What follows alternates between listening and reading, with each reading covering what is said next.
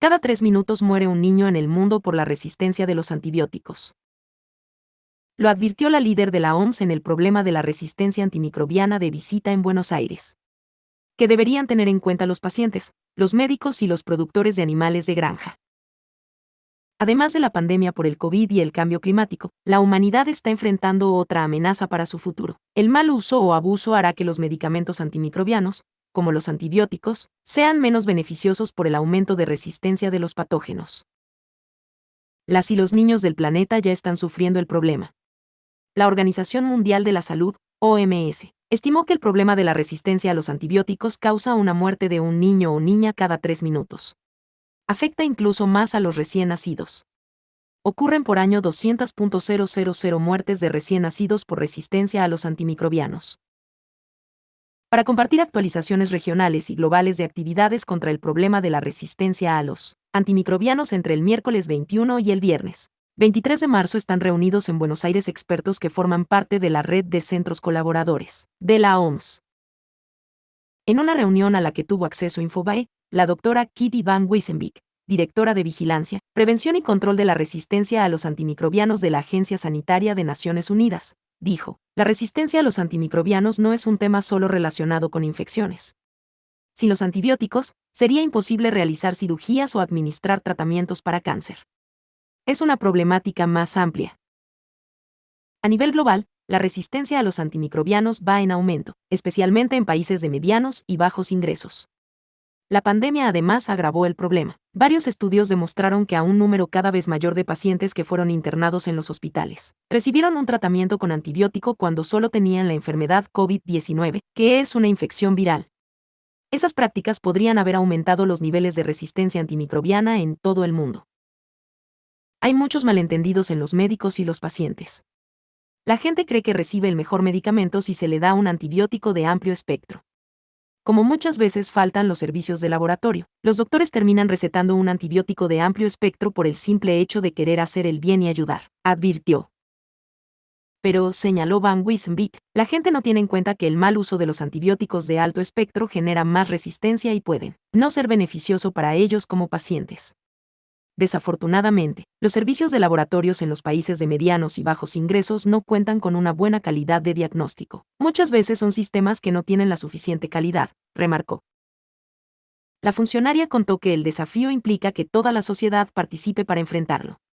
Una de las acciones puede ser investigar para contar con más antibióticos. Pero el desarrollo de un fármaco antimicrobianos puede llevar entre 10 y 15 años. Muchas de las empresas farmacéuticas que desarrollaban antibióticos han quebrado, afirmó. Para Van Wiesenbeek hay que abordar también el problema de la prescripción inadecuada de antibióticos y la calidad de los laboratorios para que se puedan hacer los diagnósticos de los pacientes de manera temprana y con certeza. Si se desarrollaran más antibióticos pero no se resuelven esas dos cuestiones antes, se volvería a caer en el mismo problema, habría resistencia de los patógenos a los futuros medicamentos. En este momento, aclaró, los países están trabajando para crear un mercado saludable para la producción de antibióticos, en el que interactúen universidades y empresas de manera equitativa. Si bien no hay faltantes de antibióticos hoy, lo habrá si seguimos haciendo un uso exagerado o indebido de los antibióticos, señaló. Entre 2017 y 2021, solo 12 nuevos antibióticos entraron en el mercado. Mientras que solo 6 de los 27 antibióticos que se estaban evaluando el año pasado contra la lista de bacterias críticas se consideran lo suficientemente innovadores como para superar la resistencia. Solo 2 de ellos son capaces de atacar formas altamente resistentes de los patógenos. Otra de las acciones que ayuda a reducir el problema es adherir a la vacunación, ya que es una medida de protección contra infecciones. En mayo, la Asamblea Mundial de la Salud tratará el tema y cada país se comprometería a trabajar más por el control de infecciones tanto dentro como fuera de los hospitales. En general, un hospital no es un lugar seguro. No se puede evitar que no haya transmisión de infecciones dentro de los hospitales. Pero se puede asegurar que cuando una infección hospitalaria ocurre, hay un laboratorio que lo detecta y que haya comités hospitalarios para tomar medidas, afirmó Van Wiesenbeek. Cada país debería tener una guía en el uso de los antimicrobianos. Cada institución de salud debería tener un programa de control de infecciones hospitalarias y un protocolo para atender a los pacientes. El personal de limpieza de cada hospital cumple un rol importante también y requiere capacitación para que esté actualizado. La resistencia a los antimicrobianos no es solo una cuestión de la salud humana. Muchos de los antibióticos que se dan en animales, como pollos o cerdos, se usan para promover el crecimiento, y eso también contribuye a que aumenten los niveles de resistencia de los patógenos. Alrededor del 73% de los antimicrobianos vendidos en todo el mundo en 2017 se destinaron a animales utilizados para la producción de alimentos. Por eso, ya hay casos de medicamentos, como la colistina, en los que está prohibido su uso en animales en algunos países, comentó Pilar Ramón Pardo, líder del programa de resistencia antimicrobiana de la Organización Panamericana de la Salud, que estuvo presente en la reunión en Buenos Aires. América Latina es una de las regiones más impactadas por el problema de la resistencia a los antimicrobianos. Porque la situación era peor antes del inicio de la pandemia, según informó el 30 de octubre pasado a Infobae la científica Alejandra Corso, a cargo del Laboratorio Nacional /Regional de Referencia en Resistencia a los Antimicrobianos del Instituto Alice /Malbrán y una de las coautoras del estudio publicado en Emerging Infectious Diseases, la revista de los Centros para el Control y la Prevención de las Enfermedades, CDC. En abril de 2021, desde la Argentina se hizo una alerta sobre una detección preocupante a la Organización Panamericana de la Salud. Se había detectado que el 27% de los aislamientos de bacilos gram negativos a partir de pacientes hospitalizados tenían una combinación de enzimas carbapenemasas que era desconocida hasta ese momento en el país. El mecanismo de resistencia se encontró principalmente en pacientes infectados por Klebsiella pneumoniae. A partir de la alerta, los laboratorios de referencia de otros países de la región se pusieron a buscar si ese mecanismo de resistencia ya se estaban dando en sus territorios y también lo encontraron. Paraguay, Brasil, Colombia, Uruguay, Perú, Ecuador, Venezuela y Costa Rica también detectaron superbacterias con 2 carbapenemasas. Belice, Dominica y Chile también notificaron la aparición de genes de carbapenemasas que antes no habían identificado. Fumar es más perjudicial para el corazón de lo que se pensaba, según un nuevo estudio. Así lo señaló una investigación de científicos de Dinamarca. Dijeron que si se deja el cigarrillo pueden recuperarse algunas de las funciones cardíacas. Los detalles. Un estudio presentado en el Congreso de la Sociedad Europea de Cardiología en Barcelona acaba de confirmar que los riesgos para el corazón entre los fumadores es aún más severo de lo que se pensaba. Así lo reveló una investigación realizada por científicos de Dinamarca presentada en el Congreso ESC 2022, que también señaló que, entre las personas que participaron del estudio, hubo algunas que lograron restaurar ciertas funciones cardíacas cuando la abandonaron el hábito. Es bien sabido que fumar provoca el bloqueo de las arterias, lo que lleva a enfermedades coronarias y accidentes cerebrovasculares. Nuestro estudio muestra que fumar también conduce a corazones más gruesos y débiles. Significa que los fumadores tienen un volumen menor de sangre en la cámara izquierda del corazón y menos poder para bombearla al resto del cuerpo.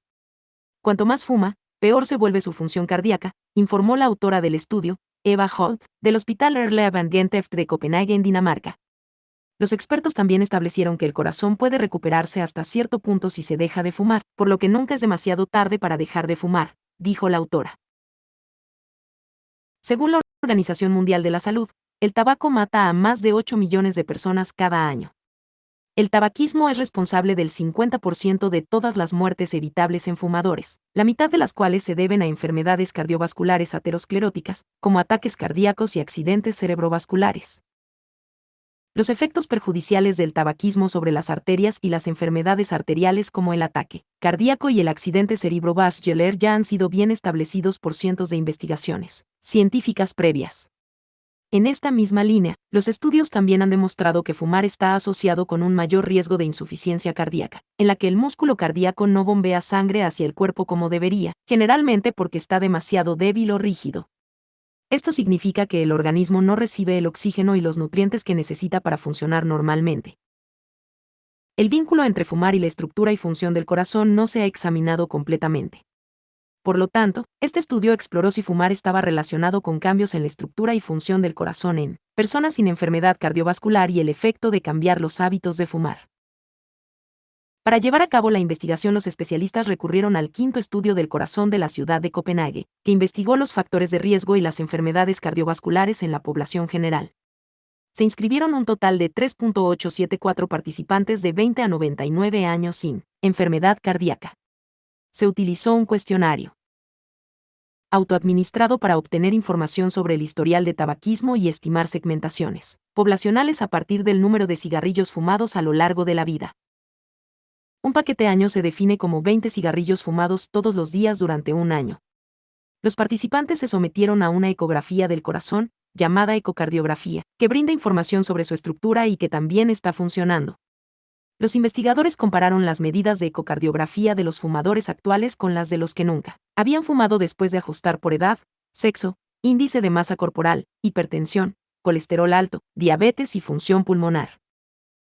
Según los datos utilizados, la edad promedio de los participantes fue de 56 años y el 43% eran mujeres. Casi uno de cada 5 participantes eran fumadores actuales, 18,6%, mientras que el 40,9% eran exfumadores y el 40,5% nunca había fumado. En comparación con los que nunca habían fumado, los fumadores actuales tenían corazones más gruesos, débiles y pesados. El aumento de paquetes año se asoció con el bombeo de menos sangre. Descubrimos que el tabaquismo actual y los paquetes año acumulados estaban asociados con el empeoramiento de la estructura y función de la cámara izquierda del corazón, la parte más importante del corazón, señaló Holt.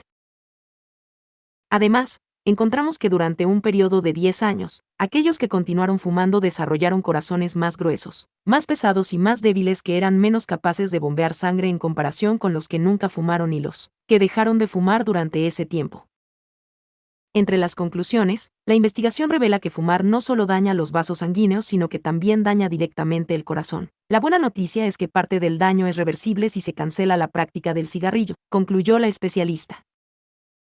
El tamaño de la cintura puede predecir el riesgo de enfermedad cardiovascular. Investigadores de la Universidad de Oxford calcularon cada cuántos centímetros se incrementa la probabilidad de sufrir un infarto o accidente cerebrovascular. El perímetro de cintura es uno de los indicadores que los cardiólogos siguen de cerca para evaluar el riesgo que una persona tiene de padecer alguna de las enfermedades más comunes del corazón. La enfermedad cardiovascular es la principal causa de muerte en todo el mundo. Comprende varias afecciones, entre las que se destacan el ataque cardíaco, la insuficiencia cardíaca, la enfermedad de las válvulas, el accidente cerebrovascular, los trastornos del ritmo cardíaco y la enfermedad de las arterias y venas periféricas, como las más frecuentes. Y si bien mujeres y hombres suelen presentar síntomas diferentes, estar excedido en el peso es una señal de alerta que atañe a todos los géneros. En ese sentido, ahora, investigadores de la Universidad de Oxford concluyeron que cada centímetro adicional en la cintura aumenta el riesgo de enfermedad cardiovascular y representa un peligro mayor para la salud cardíaca que el peso total.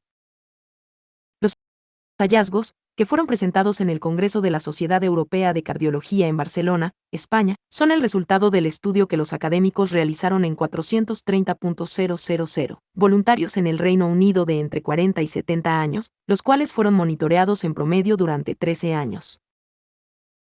Así, según registraron los científicos, cada pulgada, 2,54 centímetros, adicional en un tamaño de cintura saludable aumenta en un 11% el riesgo de padecer un evento cardíaco, como un ataque cardíaco, un accidente cerebrovascular o un ritmo cardíaco irregular. Además, un quinto de los participantes de los que tenían el perímetro de cintura más grande presentó 3,21 veces más probabilidades de sufrir un evento cardiovascular que el quinto con las cinturas más delgadas. Pero aquellos con el mayor índice de masa corporal, IMC, el indicador que tiene en cuenta el peso y la altura, tenían solo 2,65 veces más probabilidades de sufrir que aquellos con el más bajo. Cada unidad adicional de IMC aumentó las posibilidades de insuficiencia cardíaca en un 9%.